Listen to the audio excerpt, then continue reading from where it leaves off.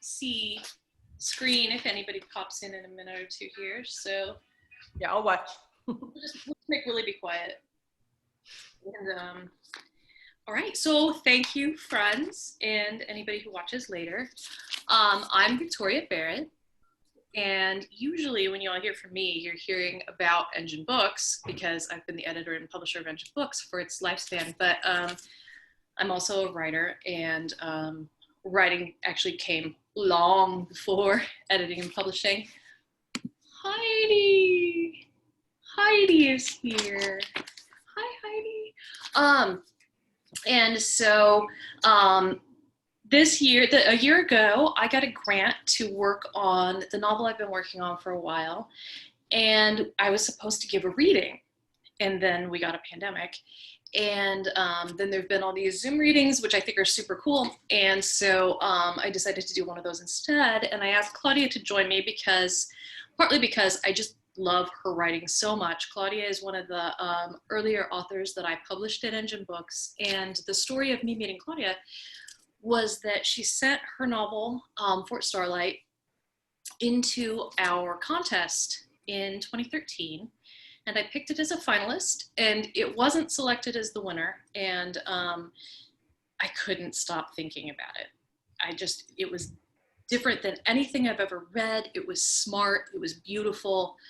It was incredibly engaging. And so after a little while after the contest was announced, I came back around and I said, look, I can't stop thinking about your book. I'm gonna read it again. But I think that if you would like to publish with Engine Books outside of being the contest winner, I'd really love to work with you.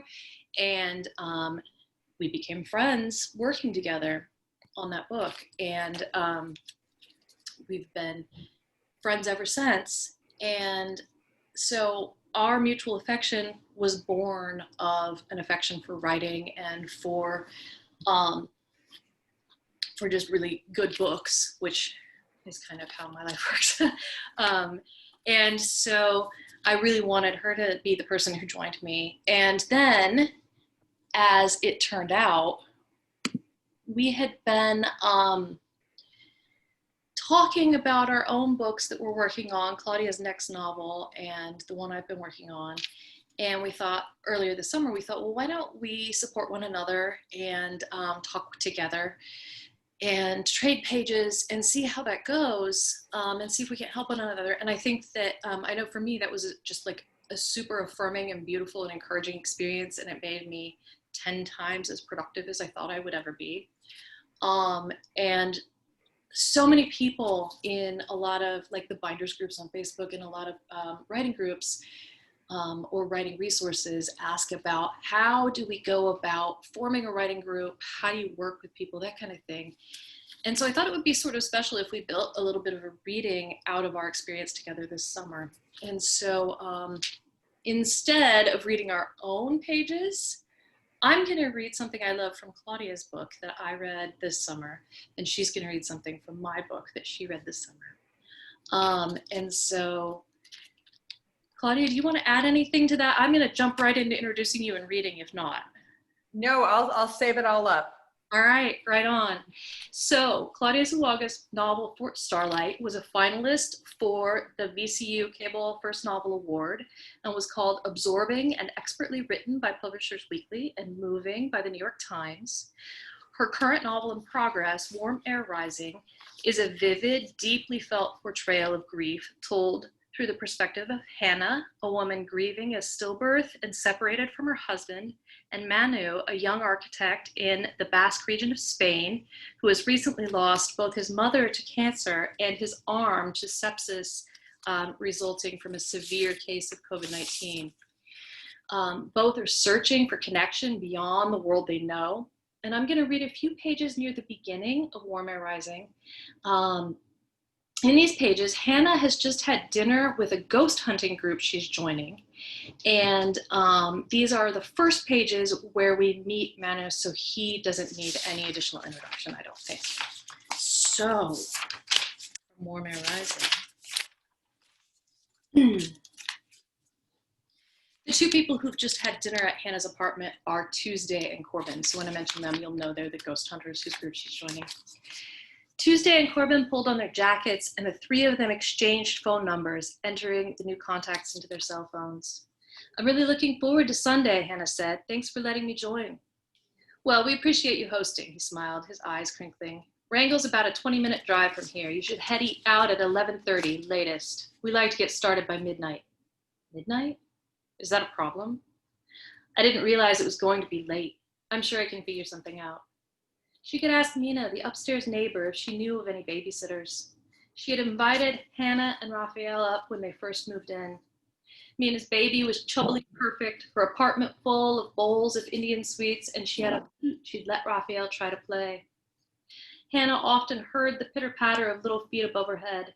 Not now, though. The baby was asleep, and Mina's own footsteps were always silent, as though she moved by floating across the floor. If Mina didn't know of anybody, she remembered seeing some flyers at a cafe. I can pick you up if you want, said Tuesday, her hot hand grabbing Hannah's for a second. Like I said, Grimton is super nearby. It wouldn't be any trouble. That's okay. I don't mind driving. I appreciate it, though. Things get more active the later it gets, Corbin turned back, winking as he followed Tuesday down the hall and out the door. Hannah rinsed the glasses and gathered the crumbs, wondering if Corbin might have been flirting with her a little with that wink. Would someone ever be interested in her? Would anyone love her again? She had looked into the mirror enough lately to know that any of the light she used to have in her eyes was gone. She pursed her lips. Joining the Garden State Ghosters was just what she needed right now. This was a noble pursuit, not just a distraction.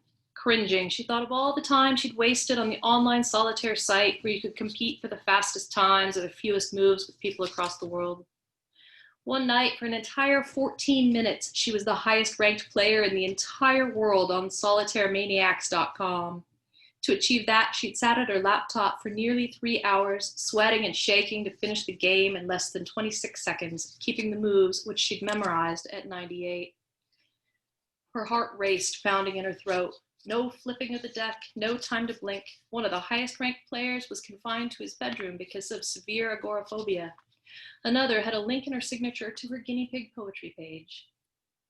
She looked out the window as she rinsed the plates, watching the cars pull out, wondering why she didn't feel more hopeful. She wiped the counter down, lifting the corner of the peeling laminate to spray the antibacterial cleaner underneath. Things were looking up, weren't they? Moving forward? But she felt about as lousy as she ever had. Hannah had believed that moving away would be enough to get away from the dark pit inside of her. But now that these walls were familiar, it had found her again. She remembered reading the letter from the university about a week after losing the baby. Your generous gift is greatly appreciated by our medical students. The impact of this charitable gesture will be profound in its effect on future medical professionals as well as scientific advancements. Salvi had fished the letter out of the trash. Come in. And smoothed it out. He wanted to keep it.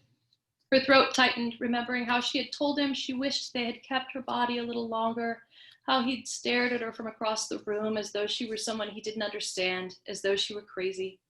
And maybe she had been crazy at the time. She remembered aching for the little body, all they'd ever known of her, all they would ever know. When her parents died, one at a time, their absence made her question the vague undercurrent of faith she'd always had about there being something greater, some eternal cycle of need and fulfillment. There had to be, right? But after her baby's death, she had been stricken by her goneness, the empty space. Maybe she was ready to believe in something again. But so many people went through life thinking that they had access to some special truth that made death not matter so much. Shamans and healers and Santeria practitioners, cargo cults and Satanists and Scientologists. For fuck's sake, there were weirdos out there who actually believed there were Jedis and that the Force was with them. All of them, ghost investigators included, seemed bonkers in isolation. Maybe Marx was right about religion being the opiate of the masses, a belief Salvi shared. Maybe the material comfort they'd had together was the only heaven she'd ever know. She went to the rickety chair, her eyes welling up. She sat down, stopped thinking, held her breath in for 4 counts, released it for 5. 1 cycle, then 2, then 3. She managed to stop herself from crying, but the tightness in her throat remained. She closed her eyes and went through the breathing cycles again, her lips drawn into an expression of frowning perseverance. Directly behind Hannah, within the dingy wall behind her head, a man strains to see her. His eyes look all around, trying to see where her energy originates, who she might be. He listens closely, making his body still in case there's something to hear. But just as quickly as he became aware of her presence, she disappears. Chapter 2. Manu Acharte is awake and up just before sunrise, one foot propped up on the kitchen stool in front of him. He's tall and lanky, and his determined expression, at least as he breathes into his stretch, gives an impression of someone older than 23. He bends at the waist, lengthening his hamstring muscle further than it wants to go, and grabs his foot with his right hand. He switches legs and inhales through his nose, grabbing his foot again with his right hand because he doesn't have a left hand or a left arm.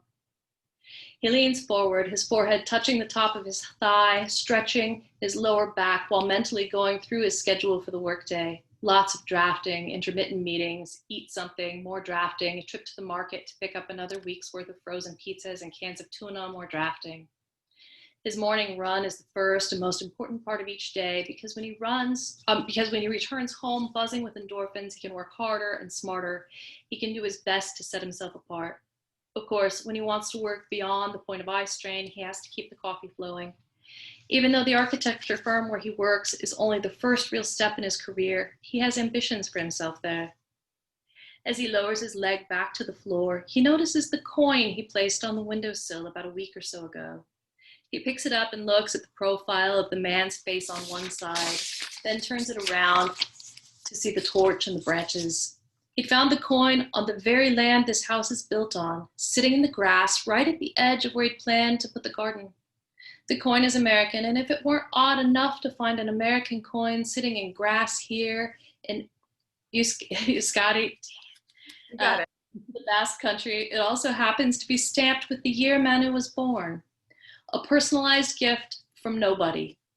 The silver coin is thin with ridges around the outside and so small that when he holds it between his thumb and forefinger, which he does now, it disappears, eclipsed.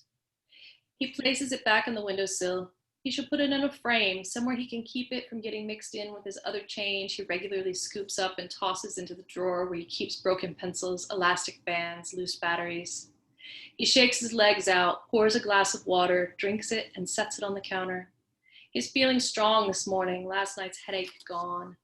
But as he zips his windbreaker and starts to head for the door, he freezes mid-step, suddenly overcome by the sensation that he is not alone.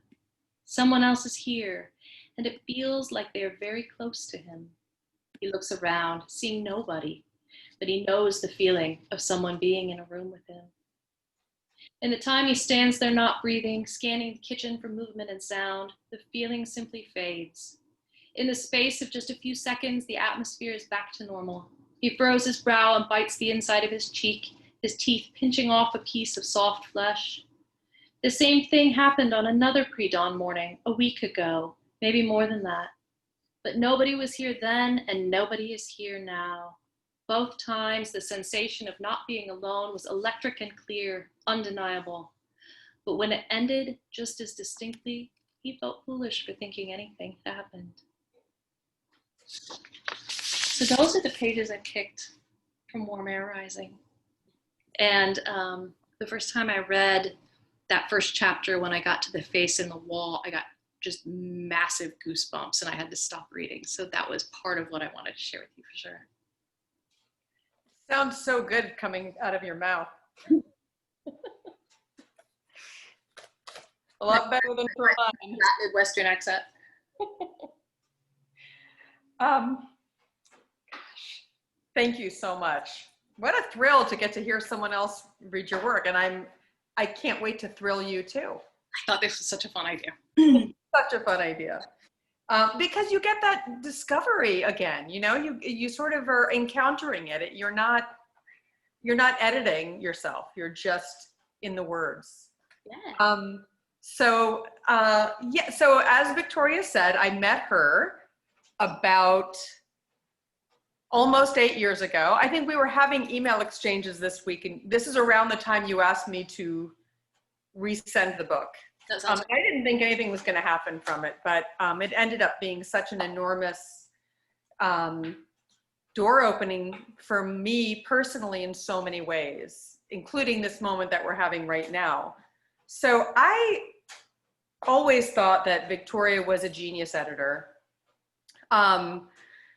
Your taste, your aesthetic, like I just feel like you've just done something special with every book that you've released and published. But at the same time, it was an incredible thrill to get to know you as a writer. And I remember about maybe a year ago, maybe a little more than that, you sent me a story that you were working on that I just fell for. And then when we talked about books that we'd worked on and that didn't go anywhere, and but you were also talking about this novel, and it was, I could just tell the energy in your voice when you talked about it. So when you reached out to me and said, what if we work together and exchange pages and basically make this summer bearable? Yeah. It was just so fantastic, but I really just fell so in love with your work. And it's so interesting to me because it wasn't a part of my conception of you, because I didn't know it, for so long. And it's interesting also because I remember you saying that that you edit while you write. And at first I was thinking, well, everybody thinks they do that.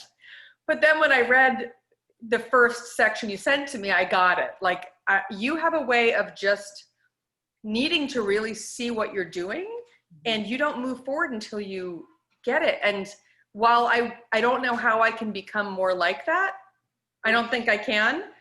I am so like blown away by the self-assuredness that comes across in what you write. So if you don't already know Victoria, her short stories have been in the Colorado Review, Confrontation, the Massachusetts Review, Puerto del Sol. Her essays, humor writing, political articles, and criticism have appeared in Gay Magazine, Salon, Indie Maven, Maximum Middle Age, and I think there might have been a Washington Post thing happening there. Yeah, there was. It's not in here, but she is working on this novel that I'm going to read in a moment, Ghost Road. And also a short story connection. Well, I didn't know about this one. Love and Sex and Grunge. No, that's the story you read, is the genesis of that. Oh my God. Okay. I think we did talk about it. Yeah. It's on the back burner for now because of this, but it's the new thing. Well, and as many of you do probably know, she's the editor and publisher of Engine Books. And she's a freelance editor and writing coach, and she is a star at all those things. So her novel that I'm going to read from, Ghost Road, is about Jack and Maura, a couple whose love is both dangerous and inescapable, and their life on a late 1970s farm that changed farming culture and our food chain forever. So I am going to read the start of this novel, not exactly the start, but a few pages in where we meet the characters. Maura and Jack are the couple. Jack gets a job as basically a manager of the workers on the farm. Am I sort of saying that? I don't know if there's another term for it. I think manager is it. Okay. And she's there with her 3 children, one of which the 2 of them share, the baby April. Okay. And what I'm reading is basically when they first arrive at the farmhouse that is going to be theirs during Jack's tenure at this job. Maura and the kids were in her car with suitcases in the back. Ahead of them, Jack drove a new red Chevy Scottsdale, their possessions in a trailer towed behind. He led them along the echoing, unquiet road to one of the long gravel driveways of one of a dozen identical houses. Small porch facing the road, driveway curving around back along the barn, the porch on the back for sitting, covered, the usual way in and out. You don't have entryways here or foyers. You come in through the back door. Cracker box or no, Maura liked the house. There was a bedroom for her boy Charlie, one for the girls, one for her and Jack, good-sized closets. The kitchen was big, the bathroom fine. The house was theirs as long as Jack worked on Everett Sloan's farm, rent-free, but the minute he fucked up or left, they were out. Like the last house at Fair Oaks, like the one before that outside Peoria. They parked the cars and stood beside them, looking around at the house, the yard, the barn and hog pens and space for a garden. Maura held the baby and the kids poked around, checking it all out. The house and barn and yard were aglow with the pollen. Maura's son, Charlie, began to swell immediately, eyes puffed and nose running. He'd had allergies at Fair Oaks too, but not like this. Get used to it, Jack told him. We're gonna be here a while. Jack carried the suitcases from the trunk of Maura's car to the back porch, then backed the trailer up to the steps. He got out, walked in the yard, inspected the grass, the trees.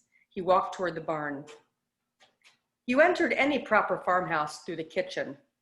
This place had a good one, big, with a built-in dishwasher, laundry behind louvered doors, space for a big dinette set. The house was a rectangle, newer than the farmhouses most people would picture, more like a suburban subdivision house, like the others on either side of RR1. Maura let her kids inside, carrying the baby. Charlie and Christy ran immediately to the bedrooms, but Maura lingered with April on her hip, examining the Formica countertops, the new vinyl floor. The house was smaller than the second Fair Oaks house, but much nicer. Maura had never had a built-in dishwasher before, or a washer and dryer that weren't in the basement. April reached for the dangling light fixture and Maura let her swat at it momentarily, and then, satisfied with the general cleanliness of the floor, set her down. Maura plugged in the phone she'd carried in from the car and placed it on the counter. Jack would mount it to the wall later. Born in a different era, Maura might not have been cut out for this. She was watchful, resourceful, efficient, but she was not instinctively maternal. The baby had been Jack's idea, and she couldn't think why not, so here she was with another baby, her children half grown, their fathers, her vicious ex, and a long-lost fiancé, both 2 hours north and uninterested. Still, she knew farm communities. This was her and Jack's fourth, and she knew that being a good mother was her job now, lest she become a pariah. But attachment to the baby had been difficult. Right from the start, April plainly preferred Jack and Charlie. Boy crazy out of the gate. Maura left her in the kitchen to see the rest of the house. New carpet, new wallpaper with blue velveteen stripes, a north-facing front window that looked to her as big as a movie screen, the scene playing on its static. Sky, field, small patch of greening grass, corn in every direction, corn like the ocean. This had once been the great Indiana forest, but that was a long time ago. Now the land was useful. Dust clouds like explosions behind the combines in the fields, peonies sprouting but still ugly. Maple helicopters littering every surface, bright green at first, then yellow, then brown, sticking up in the dirt, then disintegrating. But the first shoots up are always the weeds. The weeds know how to grow fast, spread out, stay alive, or barring that, to throw seeds into the future before they get torn out by the root. In the country, you don't treat your lawn to kill broadleaf. You save the chemical interactions for the field. As Maura looked to the north, back the way they had come, a cloud of dust rose. 4 identical trucks bounced too fast up the driveway. 4 men from the farm climbed out of the 4 trucks and moved in all their possessions within an hour. Come Monday, Jack would be their boss. They were here to impress him without showing him up.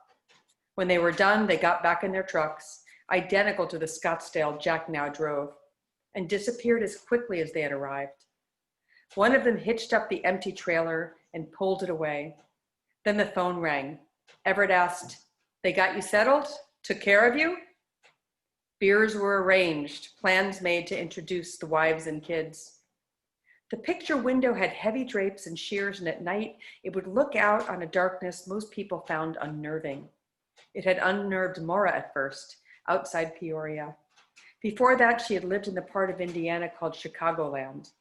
Even being 75 miles from the city, there was no hope of a darkness this complete, of stars this electric in the sky. The kitchen had wood paneling and good enough light to make it pretty, warm. The deal with Jack was that she would stay home, though she had always worked before they were married. The kitchen would be her home and her job too. The barn loomed at the end of the driveway. Unpainted wood, a high loft, plenty of space. Jack stood in its doorway looking over the adjacent pens, room for a couple of cows, possibly hogs. Maura's kids could do livestock for 4-H.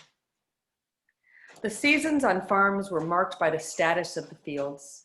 Empty now, but half plowed with the big combine discs.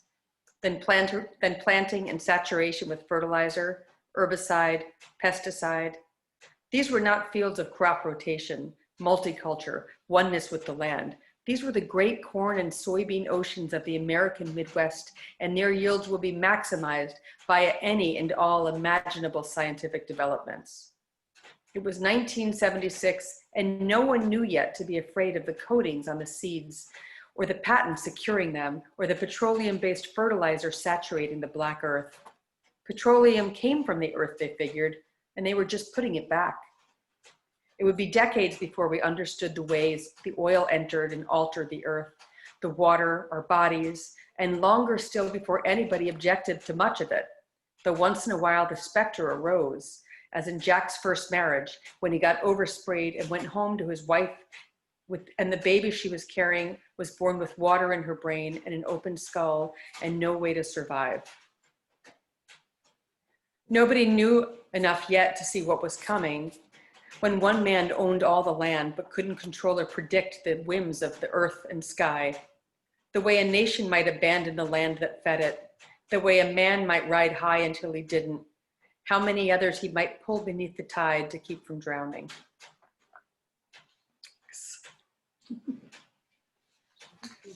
Oh, right. That's so thrilling. My God. Now you're seeing all the work you've done. You're like hearing it. It must be wild. There were things in there because that's early in the book. There are things in there I forgot.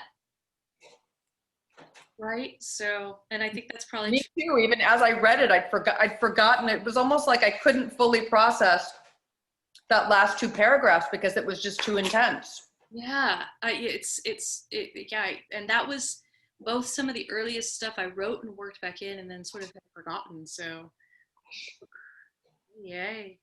Wow. So, I thought that we would invite everybody to ask us anything you want in the chat, in the text chat, and barring anything you want to hear about, we could just sort of informally interview each other about our books. And I know because, of course, we've been working together and talking that Claudia and I, and Christy, I think that you are made of the stuff that doesn't require trigger warning, but Claudia, do you know Christy's ink? No, I don't. Okay, so Christy is in our chat, and Christy is one of us in that. Hi, Christy. In that, one of the bonds that Claudia and I share is pregnancy loss, and extremely difficult pregnancy loss that is kind of sort of permeates our consciousness and changed us. And Claudia, Christy, if Christy, I hope I'm not exposing you too much because I'm telling Claudia something that's public, but Christy is, if you remember the famous House testimony where Louis Gohmert was such an asshole, Christy was testifying. Oh my God. Yeah, no, I remember that testimony. I promise you. So that's Christy. And I met Christy through abortion advocacy online, through our shared friend, April, who I did not name the baby after, but I might as well have, right? And so sort of these aspects of thinking about pregnancy in the body and pregnancy loss are one of the bonds we share. And it's also sort of, for me, part of the sort of, I know it's part of the genesis of your book. It's part of what's pulling my book together. So that's been really interesting to read about that sort of presented in different ways, I guess. I thought about in different ways. And one of the things that in another chapter, Maura has a pregnancy loss, and I'm like, I actually need to sort of figure out how we talked about that in 1970. I think it's 1978 in the book. Did anybody even talk about hormones? Did we talk like what was our cultural awareness of the workings of the body? Right. And so those manifestations, those things, I'm a very abstract writer and abstract thinker. And so these things that draw me back in the body are really profound for me. And I always think about with your book, sort of the relationship between the abstract and the bodily is in some ways is the book, right? Because you're thinking about ghost stories and you're thinking about loss and you're thinking about bodies. And in its last incarnation, its title had body in it, right? Yeah. Can you talk about that relationship at all? Did I just spring a big hard question on you? Well, you know, I mean, as I think like I'm kind of a dummy because I don't know what I'm doing until somebody points it out to me. I think that's the point of working together, right? We're all like, yeah, absolutely. Absolutely. So, like, I think you pointed out to me the relationship between the concrete and the abstract and the soul. And, I mean, I can't remember the beautiful way you put it, but I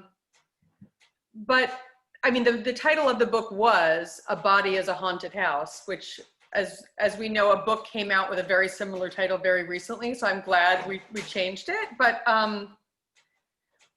I think of the body as a place that we store trauma, and I don't know how people get it out, but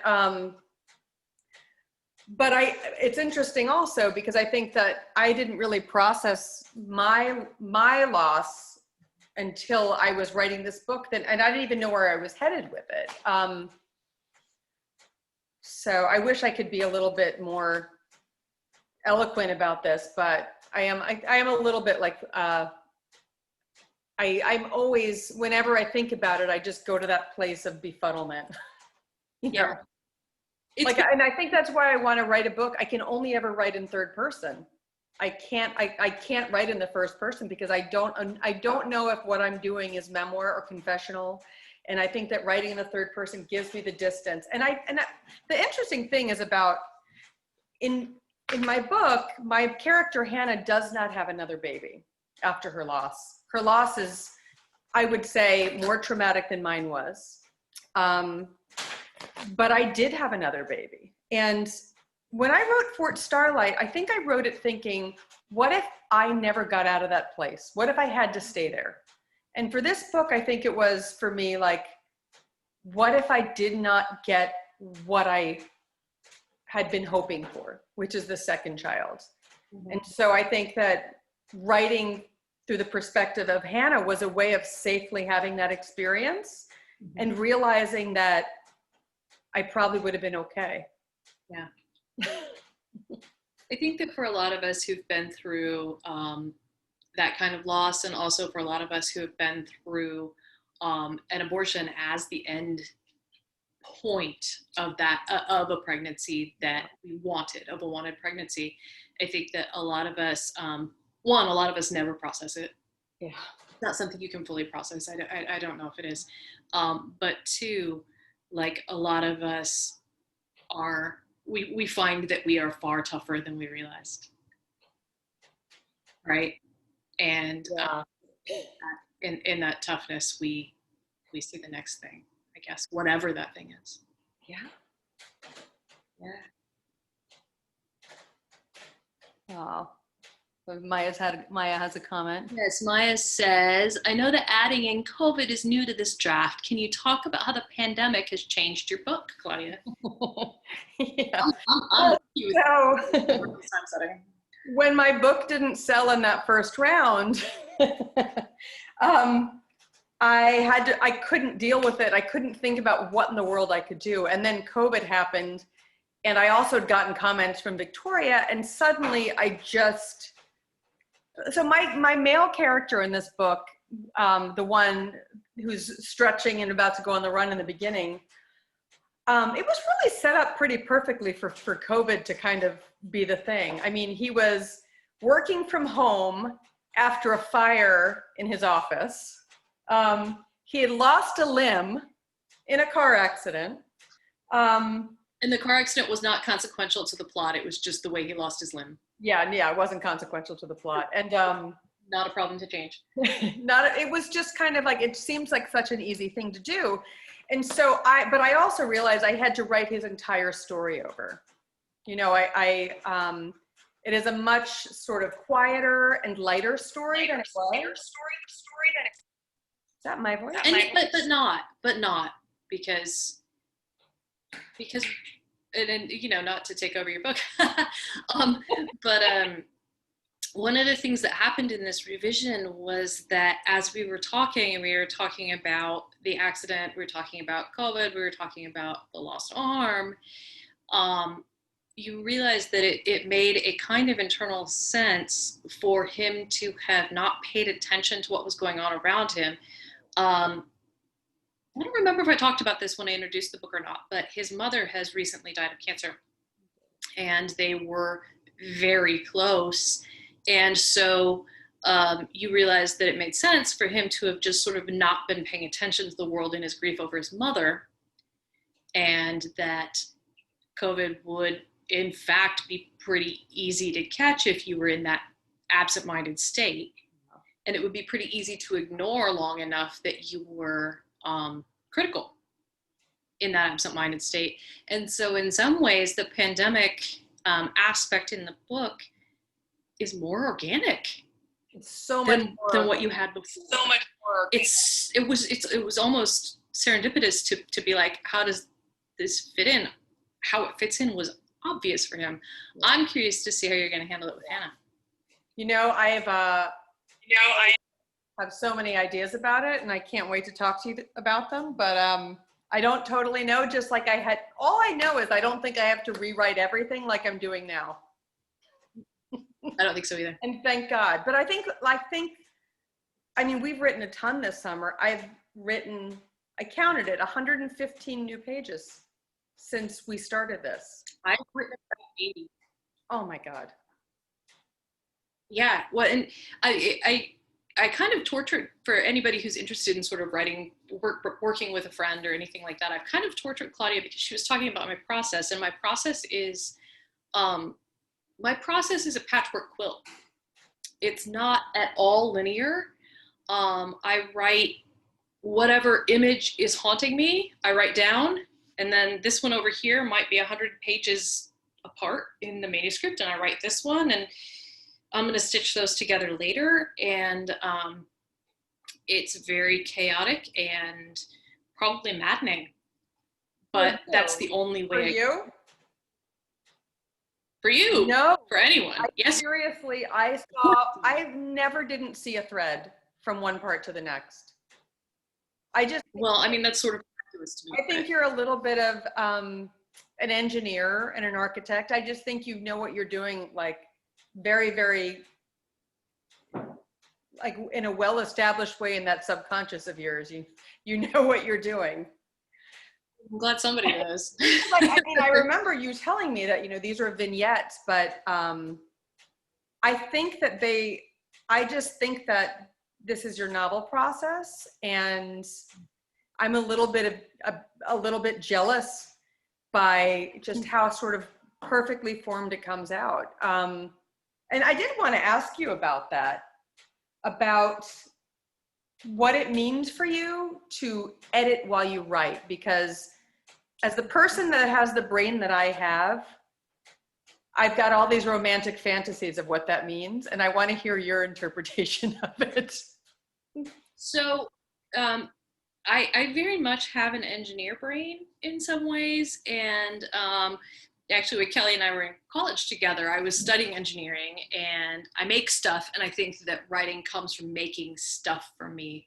And making stuff is sort of this assembly process more than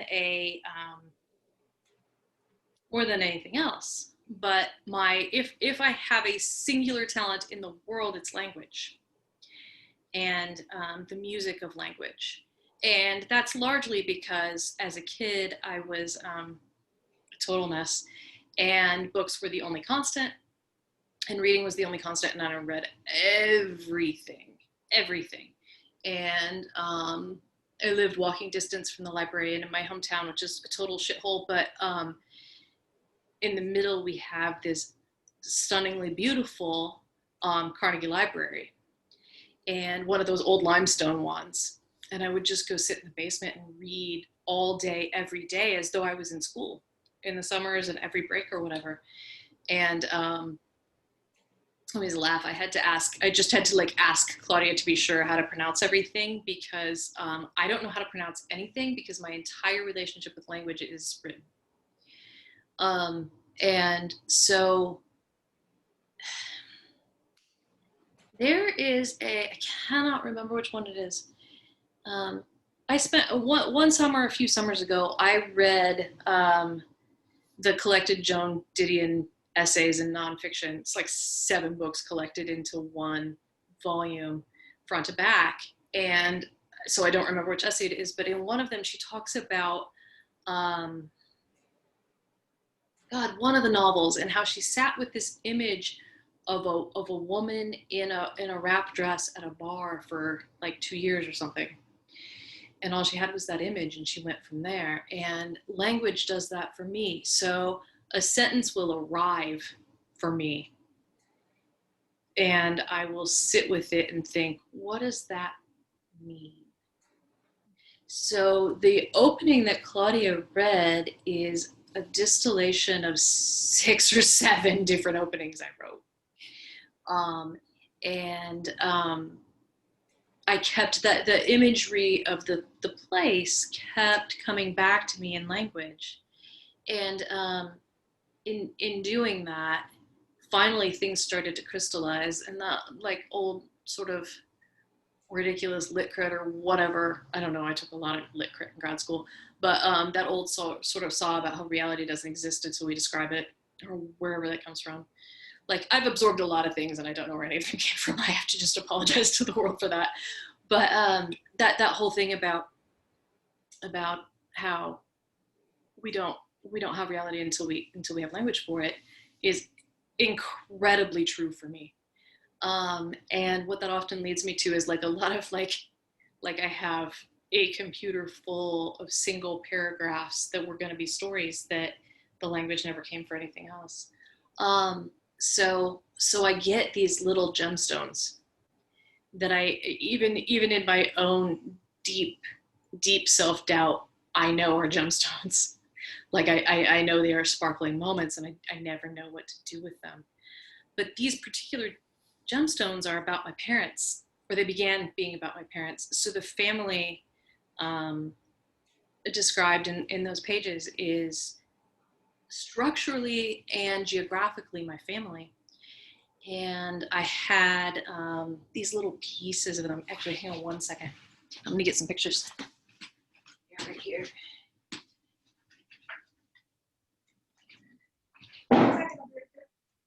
So I had these little pieces of them, and a few bizarre things happened where, like when I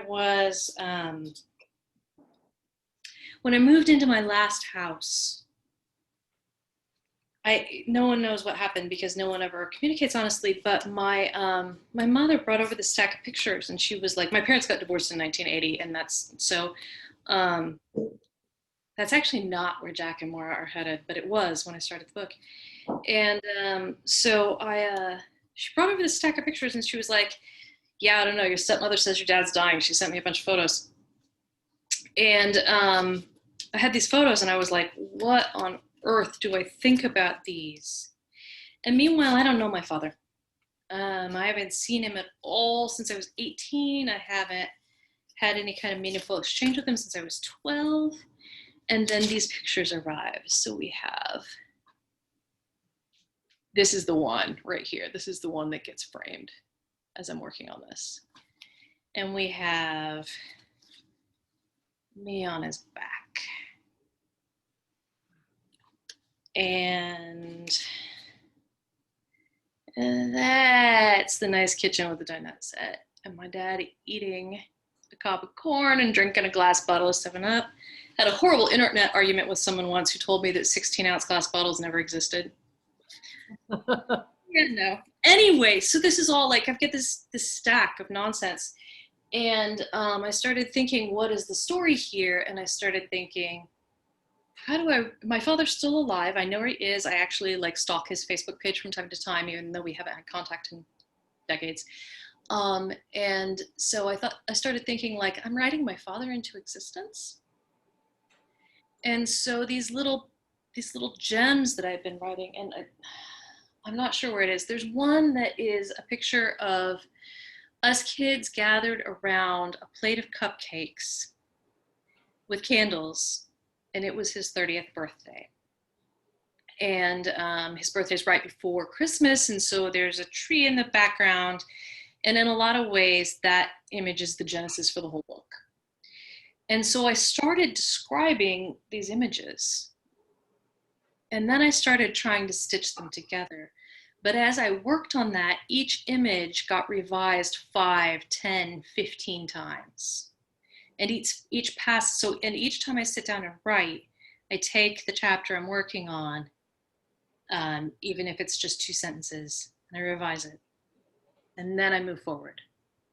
And then I type and print, because I handwrite everything on a yellow pad on a clipboard. And then I type and print. And then I revise that first chunk plus the second chunk again and again and again. And eventually I have a chapter. Which also, like, if you ever read my work and the ends of the chapters are shit, you know why.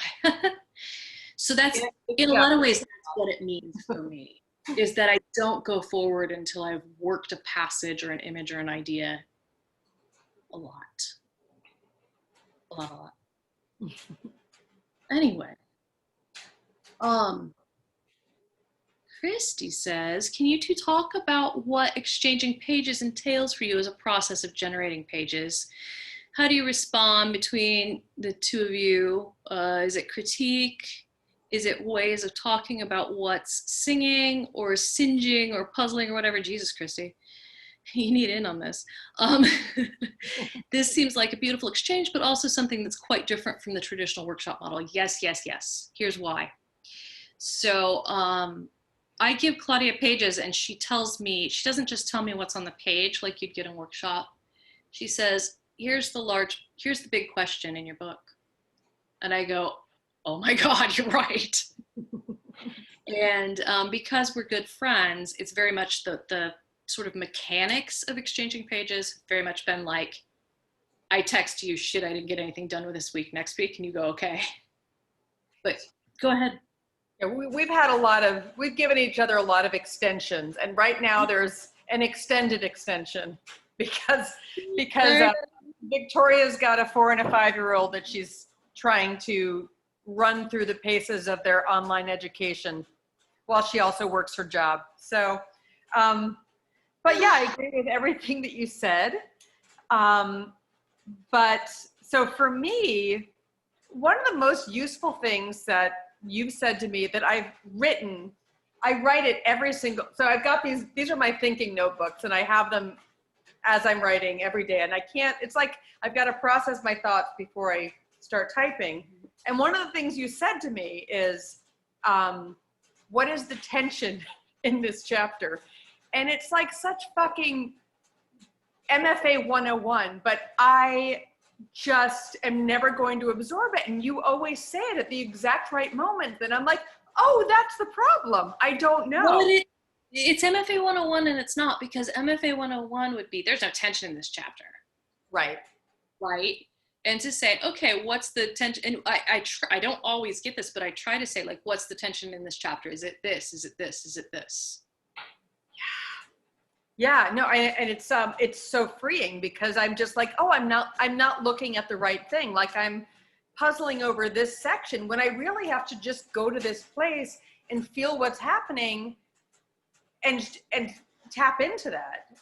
So that has been amazing. And I mean, I've never written so many pages so quickly that seemed like they were the right pages in my life. Me either. We must get back on the horse as soon as this I think it's partly that I want you to like it, and you're my audience, and I'm just like, this is better fucking make sense to Victoria, and I write it from that standpoint, and So, but I think if I go back to the question, which is it always talking about what's singing or singeing or puzzling or whatever? Like you're always saying, like, this is a question that I have reading this. And I'm like, I didn't even look into that. Like it's there subconsciously, but I didn't go there. Like I didn't have the confidence about this, you know, strange little dynamic I built here to go into it. I just feel like I'm learning everything all over again. Yeah. You know, and it's interesting because one of the things I think about as I listen to you talk about that is that you and I are similar in a lot of ways. We've had some similar experiences. We both grew up feeling like we had sort of similar outsidernesses in some ways. Yeah. Our families are not structurally similar, but our experiences of them in some ways were similar. But at the same time, there's a real geographical profoundness in the way we respond to each other's work, I think, because I've never been to Spain and I want to know about it. My experience of, and Hannah is a creature of New York and New Jersey, and my experience of both of those is very tourist related and very Midwestern. And I am, one of the things that I will forever be contending with about myself is that I am deeply Midwestern, and I'm supposed to be ashamed of that. I know.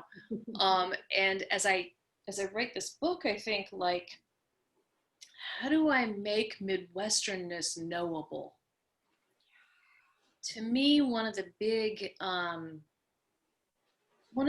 problems of this place, and particularly Indiana, because like Illinois got Chicago, Kentucky's got Kentucky, you know, like Wisconsin's got the Dells.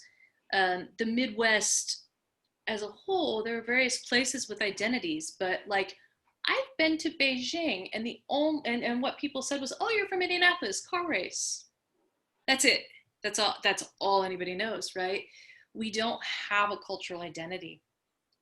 And so the idea of making this place known is real mysterious to me. And one of the sort of interesting literary things about that is like John Green lives here. And The Fault in Our Stars is set here. But when they made the movie, they moved it to Pittsburgh with like no hesitation at all and very changes. And I was just like, what do we do with this place? And so knowing that we have a lot of common ground, but that you don't know this place gives me sort of a way of thinking of an audience. Yeah. In the same way you said that you think of me as your audience. I think of you as my audience, and I think, how can I make this place known to Claudia that she's interested in because she's my friend and it's my writing, but what is it, right? And so that's a real crystallizing thing for me that's interesting. But for my thinking, like the stuff that I have always taken out of Claudia's feedback is Claudia brings these big questions like nobody I know. And most people I know don't want the big questions until they're done with the draft. I do. Right. I probably wouldn't be able to handle it if this weren't like my 19th draft. But no, I would be. But, and not to totally change, but I wanted to go on like from the whole exchange of the geographical. We both also have an enormous interest in rendering class on the page. Yes. Yes, and I feel that's just an enormous gap in our literature right now as a culture at large. And it's one of the sort of secret missions of Engine Books is that I've always wanted to publish books that aren't, okay, I love a lot of people who've written books like this, but I swear to God, if I have to read another book about a white woman on vacation, you know. Well, wealth without context also. Right. And having said that, I was going to say about like things crystallizing with my own book. Our friend Sarah Yaw, who Claudia's been friends with forever, and I published one of her books and I've been friends with her for that time, let me stay for a week at her house in Turks and Caicos, and that was actually the first sustained piece of writing I did on this book. Was being away in that space, but still. I wasn't writing about a woman on vacation. Anyway, so yes, rendering class on the page, and how do I do that, and how do how do I, as a person who has in many ways transcended lower class status, which so few people in America do, how do I contend with that? And that's one of the big questions of my life, And right? it's one of our bonds too. It is. Yeah. And because we will always, I think, I don't want to speak for you, but we will always feel a little bit out of place in where we are now. More than a little. A lot. Okay, all the way. We're out of place. Anyway, so yeah, and much of the way it differs from workshop for me is that we are both deeply interested and appreciative of one another's perspectives and one another's writing in general. Like, we're already fans of one another. Yeah. So there's no question of taking something we're working on to a stranger. Yeah, I mean, I love this book as though I already I love Ghost Road as though I already have the whole thing on my shelf and I just haven't gotten to the next part yet. Like, I feel like I do when I'm waiting for the next episode of whatever I'm obsessed with. Well, here's hoping. Here's hoping. It's there. It is there. I feel the whole thing. Just waiting for you to divine it out of yourself. We will find out. We will. So all right. Cynthia has a question. Yes. About, she says, these last two paragraphs of the reading of Ghost Road hit home, and speaking personally, really resonated with the loss of family farms in the late 70s. My question is, what inspired the little conclave where Maura and family have landed? Oh, okay. So this is actually a real farm. When in the book, I'm not, because I've changed everything. But not the geography and not the events. In the book, I am April. And when I was 2 years old, my father got, the dude in the pictures, got a job at a farm in central Indiana, just north of Indianapolis, where I live now. That was, it was one of the farms in the big consolidation boom in farming that put all the family farms out of business. If you guys remember Farm Aid, if you remember like the John Mellencamp record with Rain on the Scarecrow, well, I think the record might have been called Scarecrow. If you remember all of that, that is about, like, the farm my father worked for is the villain in those stories. So there was a farmer, and one of the things that blows my mind is these people were so young. I'm 46 years old, and they were all 30 as all this was going down. But so there was a farmer whose his dad had been a farmer in a nearby town, and he had gone to Purdue, which is like where you go for agriculture. It's the agriculture school, and among other things. And he had gotten a degree in agricultural engineering as an ag engineer. And then he had come back and used a government loan to buy his first farm. And he bragged a lot. He had a real public persona. He was a little bit of like, in the farm world, he was a superstar. And he was a person who like gave an interview and was like, well, I'm going to be a millionaire by the time I'm 30. And he was.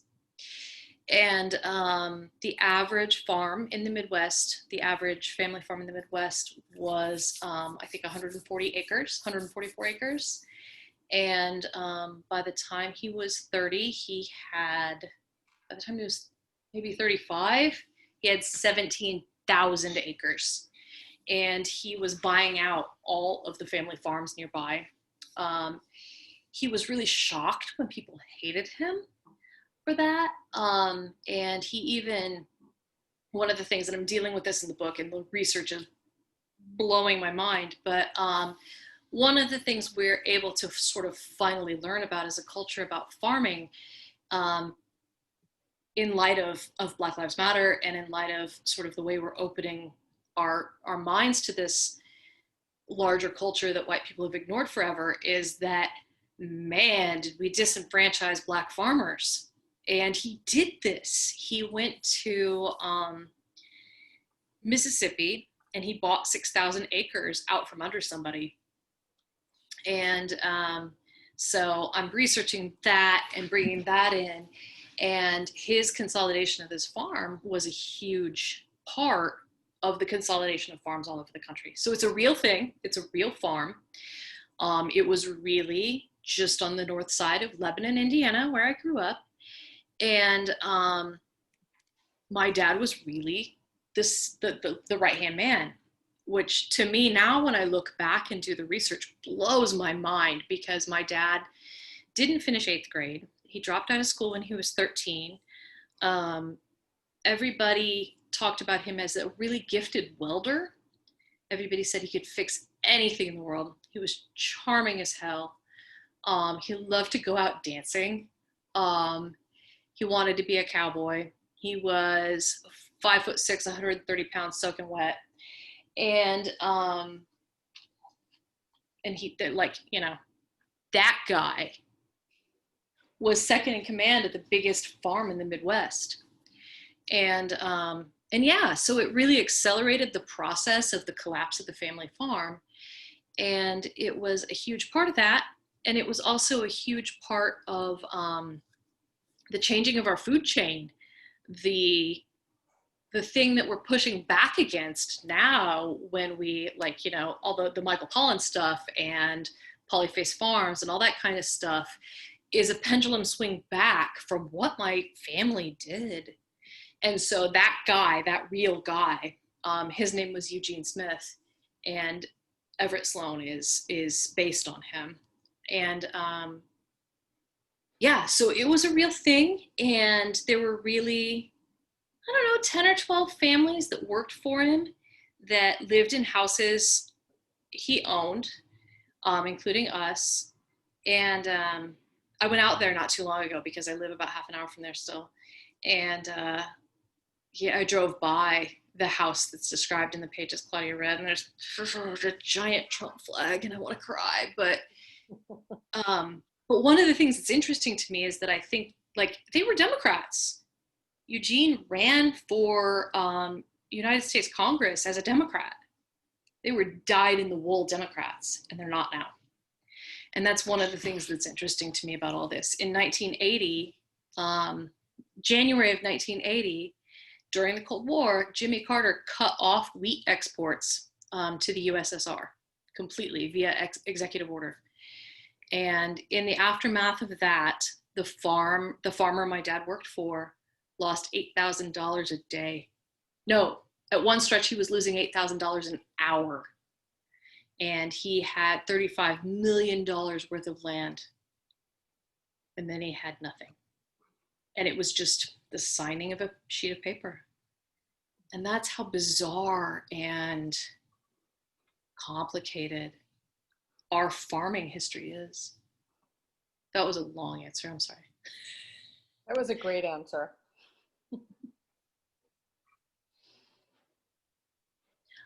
So Cynthia says, for Claudia, your ability to transition from the heartrending to the droll is amazing and captures Hannah's introspection so well. Also, like, I hope I made the funny parts funny when I read. I'm really bad at that. One time I saw Stuart Dybek read that story We Didn't, that super famous story, if you guys have read that. And I had no idea that story was funny until I heard him read it out loud. Anyway, so you may not use first person, but it has the feel of that, if this makes sense. And I agree with that a lot. How do you tap into that during the writing process? So interesting. I don't think it, I've got a fear of intimacy that probably is in my DNA. And I think that writing in the third person, as close as I possibly can, is my way of being in the moment as much as feels safe.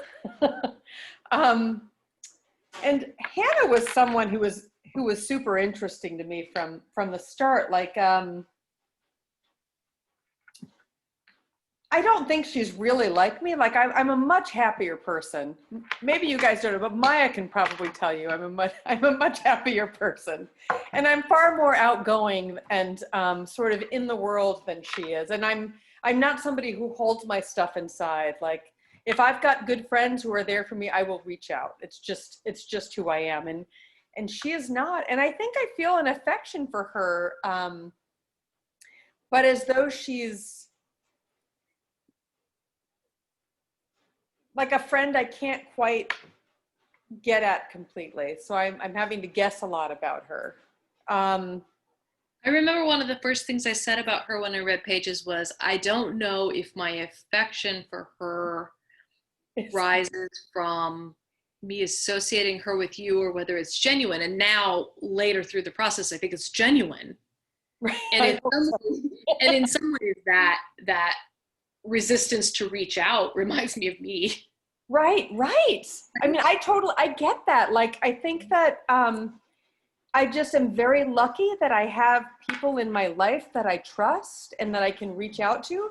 But when I was going through my the loss of this baby, and of course I had to have a medical termination for a baby I very much wanted. The weirdest thing is I felt this like shame about being in pain. And so I think I told you, I went to Breadloaf like not long after, and the writer Peter Ho Davies read a story one of the nights I was there about the shame of, I can't even remember, I have it somewhere written down, but it was the shame of like not getting what you wanted, not getting what you needed, like as though that was some kind of statement of who you were and what you deserved. And I really felt that. Like, I don't think I was able to open up to anybody about it because I felt like I didn't get what I wanted because I didn't deserve it, like on some nuclear level. Yeah. And so I feel like Hannah might be a shadow self in a way, like who I would be, who I am sometimes, but who I don't have to be. Like who I have the freedom to not be. You know, I'm not somebody who hides my pain and sort of soldiers on. Like, I just can't hold it inside. But I see the benefit of being how I am. Yeah. I don't want to say that I would not have a child, a second child, if I weren't who I am now. I don't want to say that. That's a ridiculous statement. But on some level, I think that my ability to reach out to the world has helped me move forward. Right. And I think that she doesn't really have that. And so I feel an incredible affection for her. Yeah. Because she's so stuck. Yeah. So yeah, but every time I try to write in the first person, I'm like, who am I talking to? You know, like who's listening? And like, what are they, like, what is the narrative occasion for the telling of the story? And something about the third person makes that question not matter. It's like a once upon a time. You know the writer Tom Jones? Yeah. Short story writer Tom Jones. Yeah. The only reason I ever write in first person is Tom Jones. Is because in particular the story Cold Snap. Like the story Cold Snap begins with the line, "Son of a bitch, there's a cold snap." And I do this thing, and then it just goes from there. And to me, that is electric. And the only reason I ever write in first person is I think, like, there are so many people who narrate themselves. I also live with one of them. My 5-year-old narrates himself non-stop. And both of my kids have done this thing, but especially my younger one, my 4-year-old, will do a thing where they memorize a story from a book, but especially the 4-year-old, they shift it to first person. And so he will recite a storybook, but he will say, I did this and I went here and I do that. And to me, that is such an education in empathy and such an education in identification with another.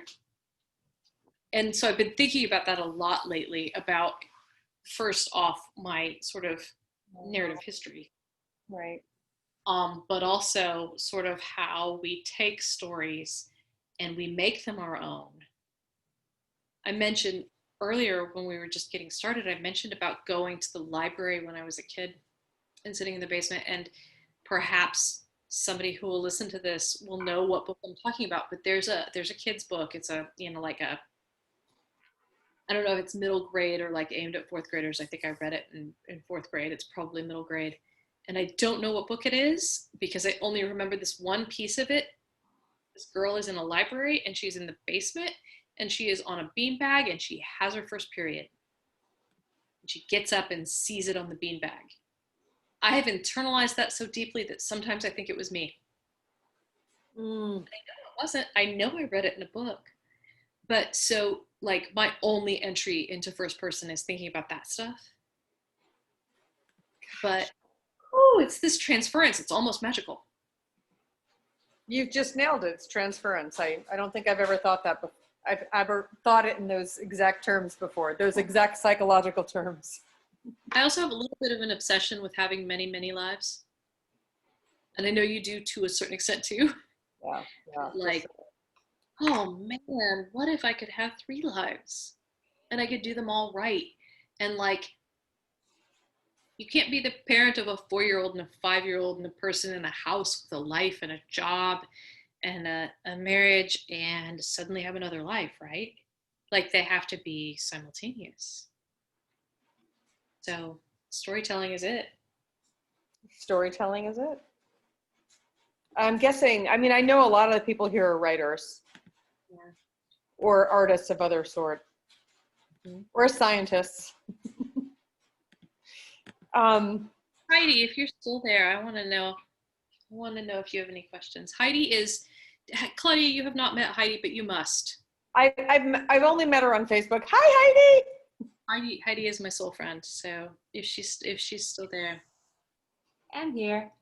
No, I don't know. It's really just lovely to hear the two of you kind of talk back and forth and to just really hear. I'm really fascinated by the way your process is and how you exchange the ideas, because I think that can often be so difficult for people, right? But to hear you two talk about it in such a supportive and loving way that leads to just kind of these really just open breakthroughs, and it's just really lovely. So thank you.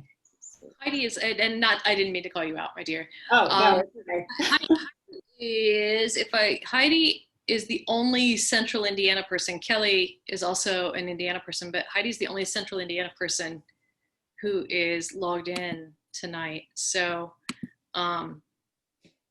anyway, I don't know. I was just thinking about you. Heidi's also someone who read we writers always talk about the novel in the drawer. And my first novel is in the drawer, which is to say that I never did anything with it. It's not out in the world.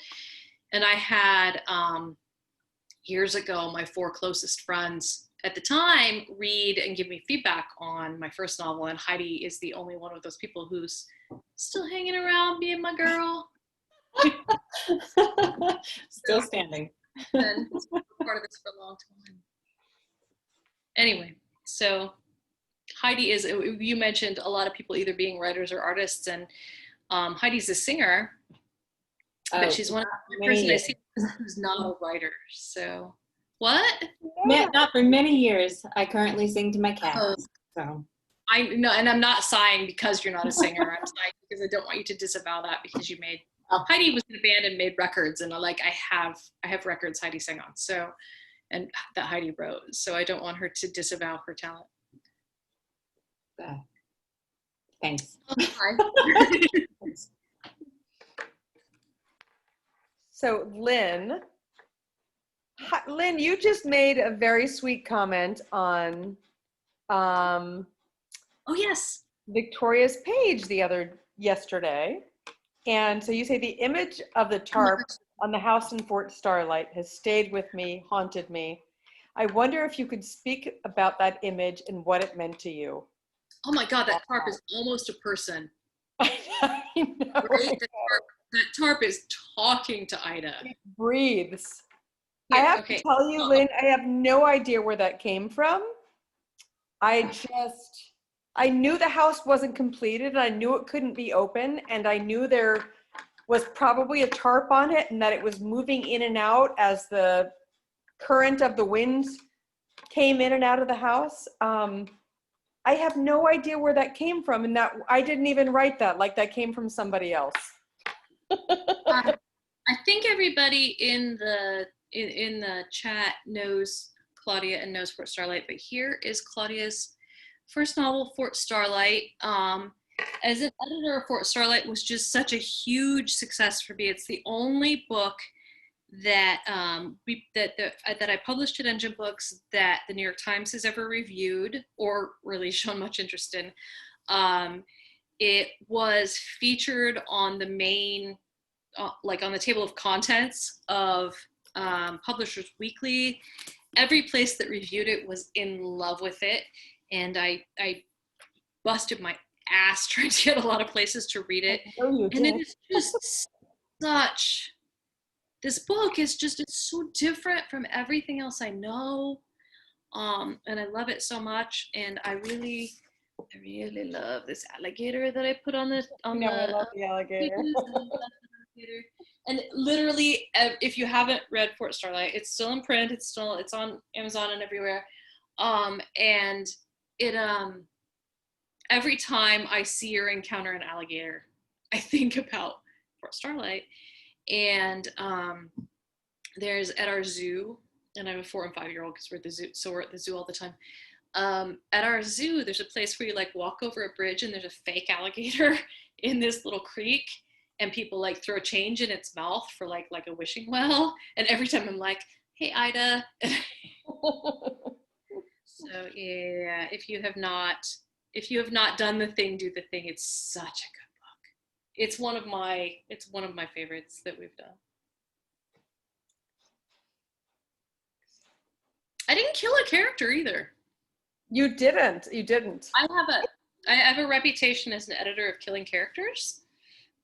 I have killed some characters, which is not to say I caused them to die off, but I was like, yeah, this is better without this character. I did shrink a character. You know, though, that I would do whatever you thought, because Sarah Yaw made a statement to me about you. You might not have heard this before, but she said, when you have kids, you pick a pediatrician that you love and you listen to them for the kid's whole life. And that's what Victoria is as an editor. And I don't know why I haven't told you. Maybe I was saving it for tonight. That's a good, I like it. You know, I mean, I'm unshy about my editorial nature because it grows from that relationship with books that saved my life. Yeah. And as a kid, like all I wanted growing up was like for boys to like me and to be popular and to have a boyfriend and to like be acceptable. I mean, like that's what that signifies in a small town, right? And I think that for a lot of us, you recognize your talents later, right? I always joke that I have to live forever because the Cosmos owe me a good 20 years before I figured out who I was. And so, yeah, I'm not shy about my editorial self. What were we talking about that even brought that topic up? I can't even remember. Just now? Yeah. We were just talking about Fort Starlight. That's right. In the park. Yeah. Oh, not killing off characters. And not killing off. When I went to you with this book and I said, here are the things that I think are wrong. And you said, well, here are the things I think are wrong. I said the things that were right first. No. Exactly. I didn't mean it like that. But I think that, but you were totally like, I don't know, we had this mind meld about it where I was suggesting things that were so radical, and you were like, yes, do these things. I don't know that I would have done them. I wouldn't have done them if you hadn't said yes. If you hadn't sort of like gotten what I was getting at without me even having to say too many words about it. Yeah. Yeah. I don't remember what they were. That was 8 years ago. No, I'm sorry. I mean for the new book. What Which things for the new book? Just sort of like changing my Bass character completely, changing his story. Your thoughts for Fort Starlight were change the whole thing to present tense. That You was know like, why that is because I saw you slipped into it a couple times, and I knew it was what your soul meant. yeah, I was writing some sections of it in that, but you were like, what are you waiting for? So Yeah. Yeah. I mean, I think that that's the best thing an editor can give you is to look at what you're doing and figure it out. absolutely. Like, that's my job as an editor is to say, what did you mean to do here? Yeah, yeah. And sometimes this is what I think you meant to do here. Yeah. And that's more often my space. Yep, yep. Anyway. We should probably wrap up in 6-ish minutes. Yes, yes. We wanted to talk about, so what is next for you with Ghost Road, and how are you going to navigate this crazy world we're in right now to keep moving on this beautiful novel? Yeah, I'm dying. So I have a 4-year-old and a 5-year-old who are e-learning, and it's really frustrating because our state board of health thinks my children should be in school and our city school district does not. And so it's like it's e-learning, but it's also like they provided the devices and the devices are not set up properly. And so I spend like a good portion of every day re-engineering the iPad, which I can do because I have a little bit of a talent in that direction, and fine, I can figure it out. But it's been something else. And then I also have 100 online research writing students. So it's a lot.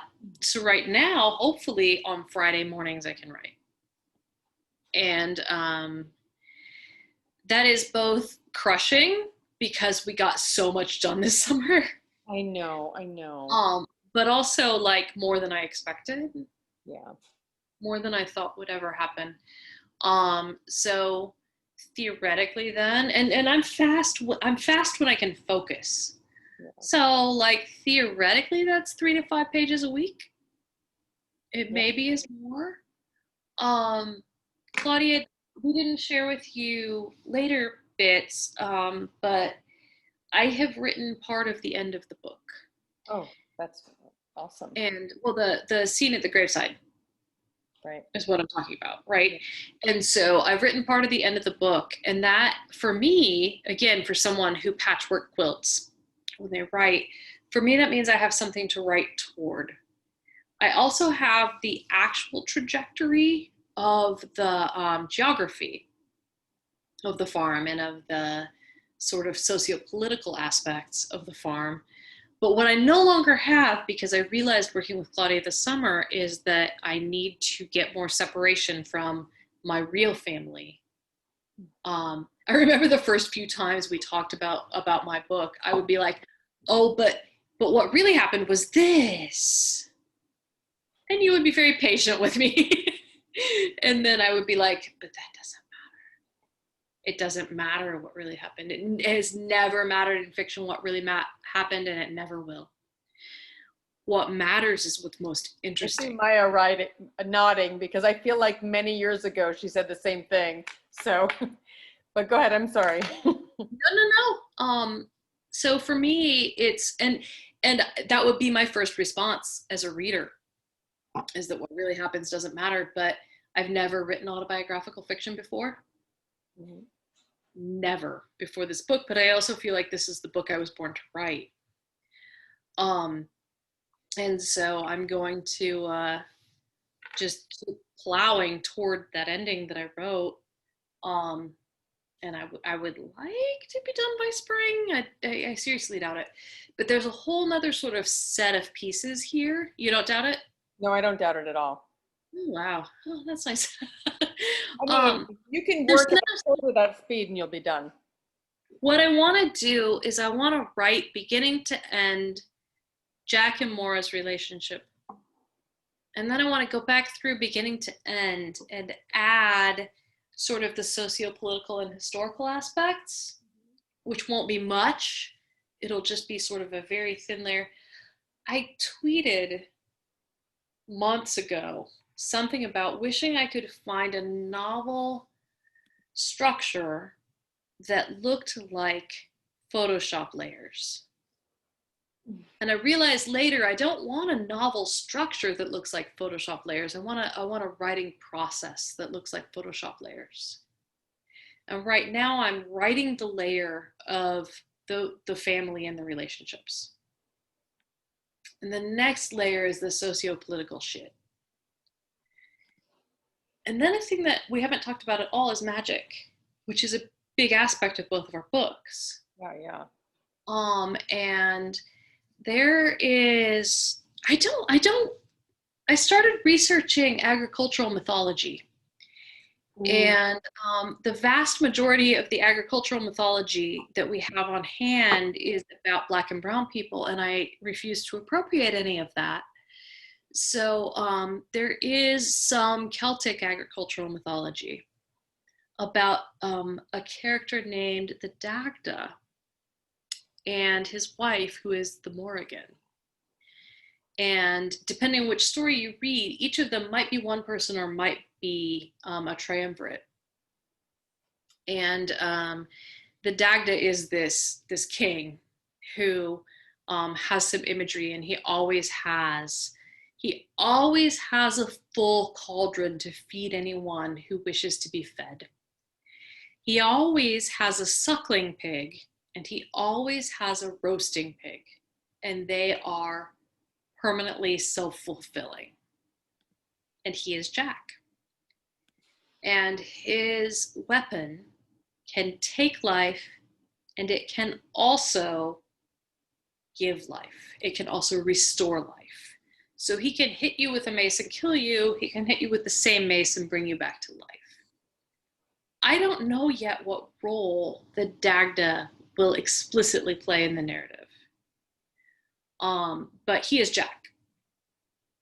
And so my own not much of a human biological father just became a mythological Celtic figure.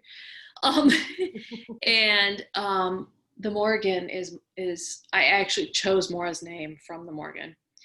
And the Morrigan is his wife, and she has a lot of power, but one of the powers she has is that she can look into your eyes and see which battle you will die in. And so that's sort of shown up in little bits here and there in the draft so far, but she is also a changeling with a crow. And that too has shown up once so far. And so that's going to be sort of, if you think about Photoshop layers, another layer is the mythology. And then I want the whole thing to be sort of coated with a layer of the haze of beautiful memory, because that's how I experience it.